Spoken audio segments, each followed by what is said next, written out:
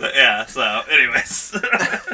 So, Kevin studies the history of gay Seattle. Is that fair to say? Sure. Modern history? Gay politics in Seattle in particular. More the history of the gay movement in Seattle, or the gay movements, I should say, and how that intersects with city politics.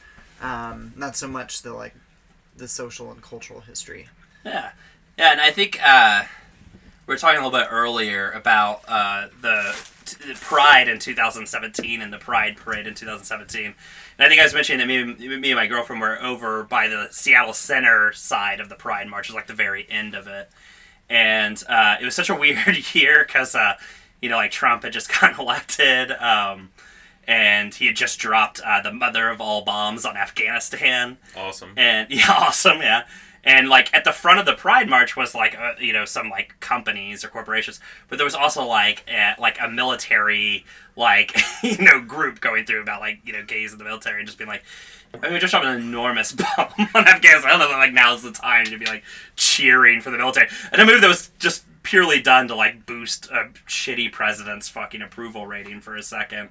And similarly, they're also immediately following the military, of course, was Seattle PD and their rainbow cars and stuff like that. And that was They had rainbow cars? Yeah, it's a fucking whole thing they do every year. But didn't you have an epic tweet about the Moab?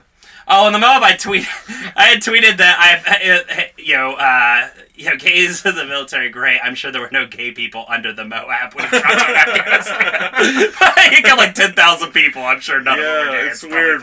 Wars kill people. Yeah. And what a cool thing to celebrate, because the American military doing great things abroad. But when the police came by, this was the height of the police at CLPD had just killed Charlene Lyles. 1 week to the day before the parade. parade. They've always just killed someone. Yeah. So seems like it. And you could throw a dart at a calendar. Yeah, and people were definitely not in a pro SPD mood, because I remember SPD on Twitter, their official account, had posted a thing that was like, SPD at Pride, let us know how we can make your Pride better. And literally everybody just responded, you could stop, killing black people. That would make everybody's day better.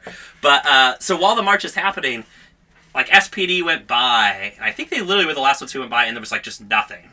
And everybody's getting, antsy in their pantsy because, they think that, there's supposed to be more march, and they're, getting upset.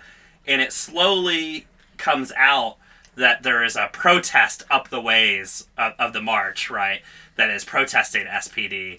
And let's just say, at least in the area I was standing, people were not thrilled. But Kevin, maybe you can inform us a little about what was going on at the... Sure, yeah. It was a No Justice, No Pride action led by young queer people of color who sat down in the middle of the street to stop the parade, to raise attention to Charlene Lyles, who had just been murdered in police brutality and Black Lives Matter more generally.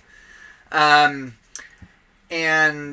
while that was happening, I think the parade stopped for half an hour or so, maybe even a little bit less. But while they were doing that, they were able to get on the loudspeakers and give a history of the Stonewall riots, which we're about to celebrate the 50th anniversary of in a few weeks here, which was led by trans people of color and other... the Stonewall Inn, aside from just being a gay bar, was a bar that was welcoming to working class people, trans people of color. It was a bar that the most marginalized in New York City were welcome at.